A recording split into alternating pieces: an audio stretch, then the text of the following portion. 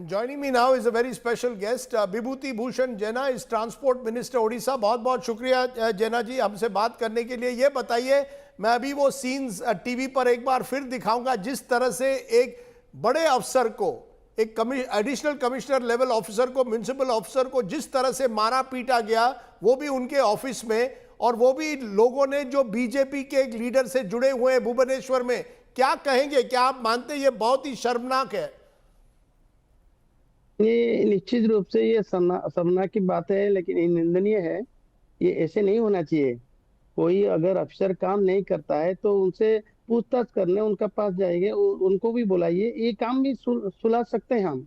लेकिन इसी तरह मारपीट होना और सरेआम ये ठीक नहीं है, ये निश्चित रूप से ठीक नहीं है। आप कह रहे हैं ठीक नहीं है, लेकिन जो कैंडिडेट है, जो बीजेपी का कैंडिडेट है, जो पिछले चुनाव में हारा था, जगन्नाथ प्रधान, ये उनके आदमी थे, जिसमें एक कॉर्पोरेटर भी बीजेपी का था।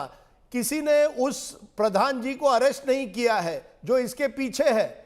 क्यों नहीं टच कर रहे, जिसे कहते हैं जग्गू दादा, वहां क्यों नहीं टच किया उसको? जी जी, ये तो हम नहीं बता सकते कि ये जगन्नाथ प्रधान ये इसे पीछे है। लेकिन देखिए, हर लोग नाम ले सकते हैं, विरोधी भी बता सकते हैं, लेकिन मैं जो भी हो, ये चाहे जगन्नाथ प्रधान का हो, चाहे कोई मिनिस्टर का भी लोग हो, क्यों ना हो, लेकिन ये काम नहीं होना चाहिए।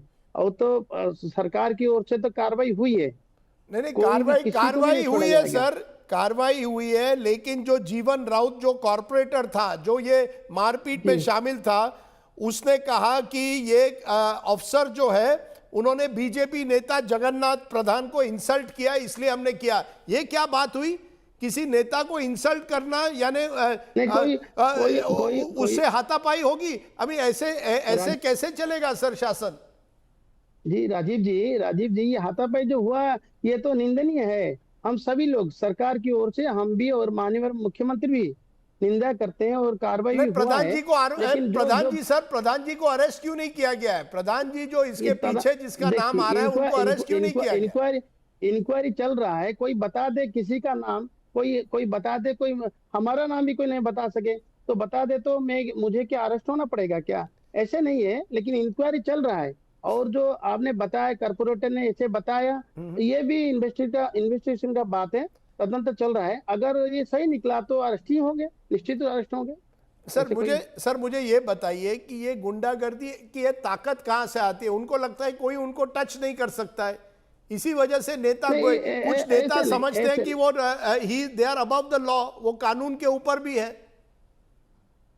नहीं, ऐसे नहीं है, कोई कानून का ऊपर नहीं है। कानून हर के लिए एक ही है, कानून से कोई बड़ा नहीं है।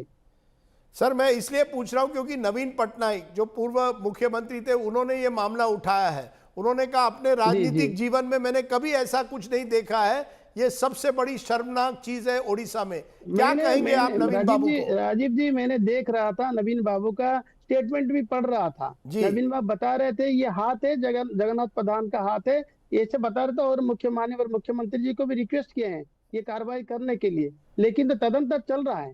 माननीय मुख्यमंत्री ने निर्देश दिया है, कड़ा निर्देश दिया है कि सही ढंग से इंक्वायरी हो और सही आसामी को गिरफ्तार हो।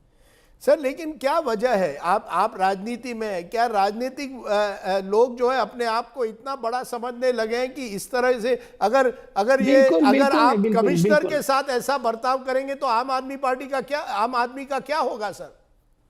नहीं, हमारे लिए आम आदमी जो है, नेता भी है, जो भी अफसर भी एक ही है। किसी का ऊपर हाथापाई, किसी का ऊपर कोई ऐसी तरह शर्मनाक कार्यानुष्ठान हो, कोई मारपीट हो, तो ये तो गणतांत्रिक, ये सभी समाज में एकदम निंदनीय है। लेकिन हम जो काल में देख रहा था, जिसी तरह कोई ऐसे मारपीट का मैंने एकदम सब टीवी से भी मैं सीन देख रहा था। ऐसे हुआ है, कोई भी मना नहीं कर सकते। और हमारा सरकार की ओर से कार्रवाई इतने तुरंत हुआ। तो क्या आप आश्वासन दे सकते हैं कि जितने भी लोग इसमें शामिल हो उनको बख्शा नहीं जाएगा, उनको छोड़ा नहीं जाएगा? निश्चित रूप से जो भी शामिल हो, कोई भी, जितने बड़ा भी, जितने प्रभावी व्यक्ति भी हो, किसी को छोड़ा नहीं जाएगा।